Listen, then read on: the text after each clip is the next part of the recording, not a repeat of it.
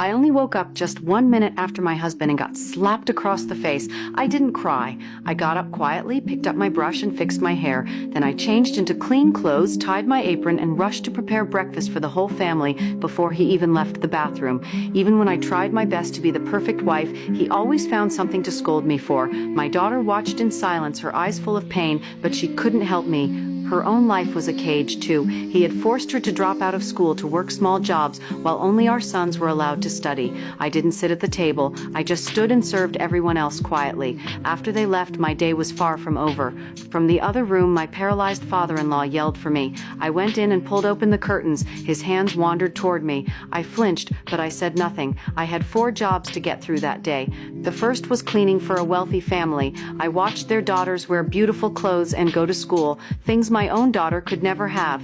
But during dinner, when the lady of the house spoke up, her husband snapped at her, telling her not to interrupt. Even in that rich home, I realized women still had no real status. My second job was at an umbrella shop.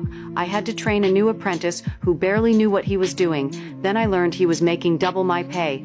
When I asked why, the boss simply said, "Because he's a man." My third job was hotel laundry. I scrubbed soaking wet sheets with my bare hands. There was no elevator for me. Guests could not be disturbed by the sight of a maid. That night, I walked home slowly, counting the few coins I had earned. I tucked them into my blouse, saving for my daughter's wedding dress. I knew I couldn't change my own fate, but maybe I could change hers. On the way home, I found a family photo dropped by an American soldier. I picked it up and returned it to him. He smiled, and though we couldn't speak the same language, he handed me 2 small boxes of chocolate. That tiny act of kindness warmed me, but I didn't know then that it would bring me trouble. Compared to my miserable marriage, my best friend's life seemed happier. We were both poor women, but she had a rare gem of a husband, one who didn't hit her.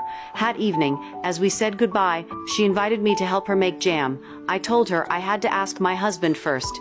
Even for something so small, I had no say in my own life. Just as I entered the stairwell, the mailman called out to me.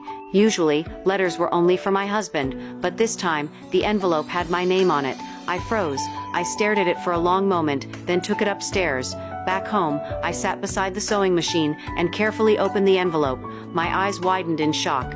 I read the letter again and again before hiding it under a handkerchief in my vanity drawer.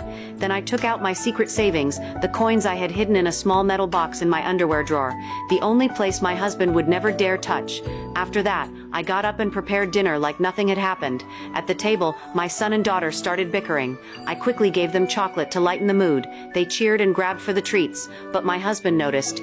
When he learned the chocolate came from an American soldier, his face twisted with rage. He hurled insults at me, louder and louder. My words meant nothing. When he placed his hands on his hips, I knew exactly what was coming. I gave my children a signal. They quietly left the room. We all knew the routine. The punches came first, then the kicks. My screams filled the house while my children trembled upstairs. I didn't fight back. I never dared. The neighbors never came to help. In our world, a husband beating his wife was as ordinary as dinner and sleep. When silence returned, the boys were already asleep.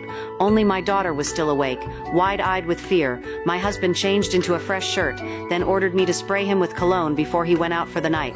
After he left, I tended to my wounds quietly. My daughter came to me, and I forced a smile, pretending I was fine. But she saw the truth. She hated her father for his cruelty, and she hated me for accepting it. She begged me to run away, but where could I go? How could I survive with nothing?